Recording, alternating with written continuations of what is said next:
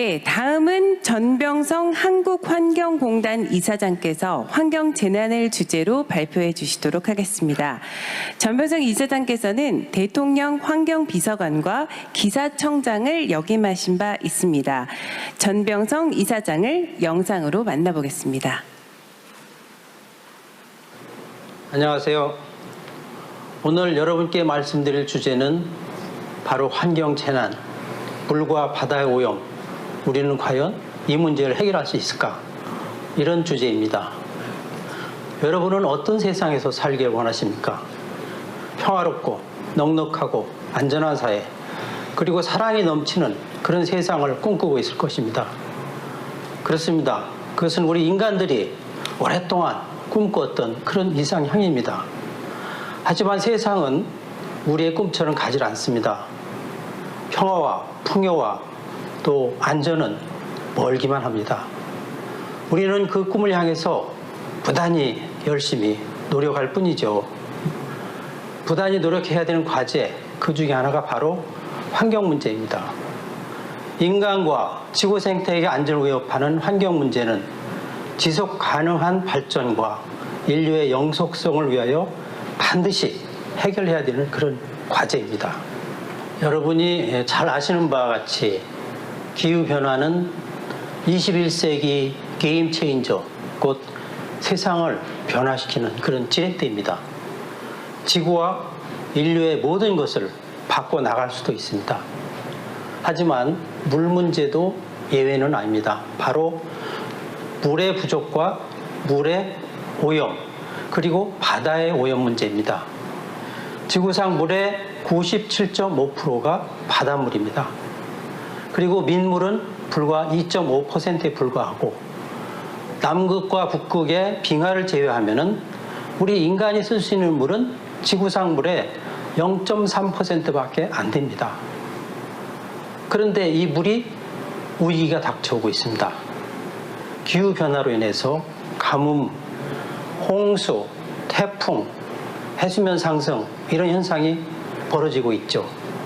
강수량의 편차가 지역별로 커지고 있습니다. 농업지역과 산업용수의 증대로 물이 부족해지고 있습니다. 물수요는 또 꾸준히 늘어나고 있습니다. 문제는 지역별로 물 부족 현상이 심화되고 있고 물 오염 문제가 심각한 상황에 이르렀다. 이런 상황입니다. 네, 아시겠습니다만 유엔의 2030 지속가능 발전 의제에서도 물 부족과 물 오염 문제를 아주 비중 있게 다루고 있습니다. 유엔에 따르면 전 세계에서 23억 명이 물 부족에 살고 있고 또 7억 3천만 명이 매우 심각한 물 부족에 직면해 있다. 이렇게 분석하고 있습니다.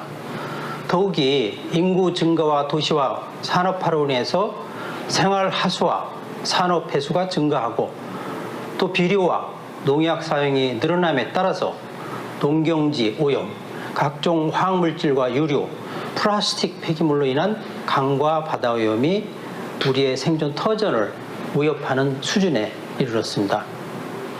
1960년에 세계 인구 30억 중 도시 인구는 3분의 1 정도에 불과했습니다. 그러나 최근에는 78억 인구 중 60억이 도시에 거주합니다. 60% 이상이 도시 인구가 된 것입니다. 이 도시화와 또 산업 생산의 증가는 당연히 물 부족과 물 오염을 초래하게 됩니다. 전 세계 평균 소득도 1960년대 약 445달러에서 2020년에는 11,000달러로 올라갔습니다. 물론 잘 살게 되는 것은 좋은 일입니다. 그렇지만 인구가 늘어나고 도시화가 진행되고 산업화가 진행되면서 물의 문제가 더욱더 심각해진다는 것이 근본적인 문제입니다.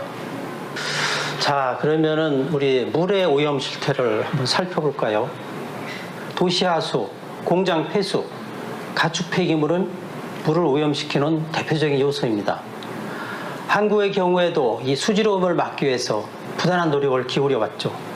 수질오염 모니터링, 하수처리장 건설, 가축 폐기물 처리장 건설, 그리고 비료 등 비점 오염원 관리, 여기에 천문학적인 돈을 쏟아붓습니다. 그럼에도 불구하고 수질의 상태는 만족스럽지 않습니다. 주요 4대강의 상태를 보면은 아직도 여름철 수온이 올라갈 때는 심각한 부영양화 현상이 생겨나고 있습니다. 이러한 현상은 다른 요인에도 기인하고 있습니다. 우리 농업 생산의 증대를 위해서 쓰는 농약과 비료, 이러한 농약과 비료 성분이 물속의 질소와 인을 증가시킵니다. 이런 것들이 녹조를 유발하게 됩니다. 또 선박 사고로 인한 해양의 유리오염도 심각한 상태입니다. 유리 유출로 바다가 오염될 경우 해양 생태계가 훼손됩니다. 우리나라도 2007년 서해 앞바다에 유조선이 충돌하여 엄청난 원유가 쏟아져 해양 생태계를 초토화시킨 그런 사례가 있습니다. 1962년 미국의 생태학자 레이첼 카슨이 침묵의 봄이라는 책을 썼습니다. 이 책은 살충제나 제초제들이 생태계나 인간에 어떤 영향을 미치는지 경고한 책입니다. 20세기에 가장 큰 영향을 미친 책으로 알려진 이 침묵의 봄을 계기로 해서 미국은 환경정책에 큰 변혁을 가합니다. 1963년 케네디 대통령은 환경 문제를 다룰 자문위원회를 구성하고 69년에는 국가환경정책법을 통과시킵니다. 그리고 지구의 날이 제정되죠. 그럼에도 농업 생산량을 늘리기 위해서 살충제와 농약, 비료는 계속 사용량이 늘어나고 있습니다. 농업 생산량을 늘리기 위해서 사용되는 비료는 식량 증산에 큰 기여를 했습니다만 수질오염의 큰 원인이 되고 있습니다. 전 세계 비료 소비량은 2020년에 약 2억 톤에 달하고 있는데 이 비료들이 농경지를 통해서 물속의 질소와 인을 높이게 됩니다. 이것이 바로 수질오염, 즉 부영양화를 초래하게 됩니다. 인류에게 커다란 위협이 되는 새로운 또 하나의 요인은 바로 플라스틱 오염입니다. 1950년대 이후 사용량이 급격히 늘어난 플라스틱은 시장 규모가 7,500억 달러에 이르렀고 2021년 유엔에 따르면 생산량이 약 5,800억 개가 된다고 추산하고 있습니다. 그런데 대부분의 플라스틱은 미생물이 잘 분해할 수 없는 화학 구조를 가지고 있습니다. 반면에 재활용되는 플라스틱은 매우 적은 상황입니다. 결국 도시에는 폐비닐이 쌓이고 강과 해안에는 플라스틱 병들이 수북하고 바다는 거대한 플라스틱 섬들이 떠다니는 그런 상황이 된 거죠. 미국 조지아대 연구팀 논문에서는 한 해 약 800만 톤이 바다로 유입되는 것으로 분석하고 있습니다. 한국도 예외는 아니어서 플라스틱 배출량이 꾸준히 늘어나고 있는데 2018년에는 플라스틱 폐기물이 320만 톤이 발생했고 이는 해마다 늘어나고 있습니다. 인류는 바다에서 고기를 잡아내고 그 빈자리를 플라스틱 쓰레기로 채우고 있다는 역설적인 그런 주장이 나옵니다. 이런 현상은 우리나라도 마찬가지입니다. 바다에 버려지는 쓰레기의 70%가 플라스틱 폐기물이고 이는 해마다 늘어나고 있습니다.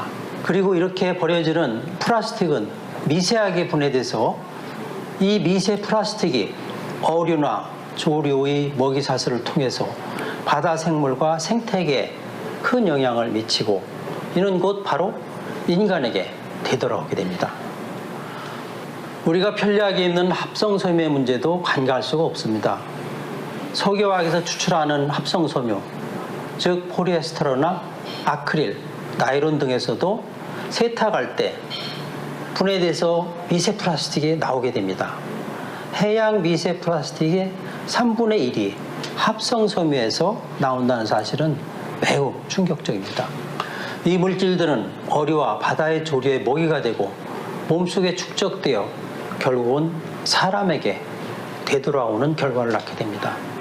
강과 바다의 오염, 해양 생태계 훼손, 지구환경 위기는 이제 인류의 턱 밑에 와 있습니다. 아마 늦었는지도 모릅니다. 하지만 시급히 대처하지 않으면 더 늦을 수도 있습니다.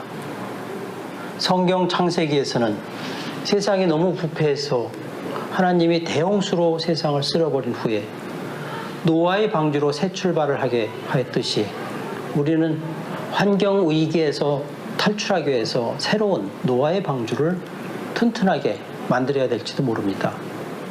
이 노아의 방주는 새로운 친환경 정책과 기술의 개발, 저소비와 재활용의 확산, 환경 문제 해결을 위한 세계적 공조와 시민 참여라는 새로운 틀이 되어야 할 것입니다.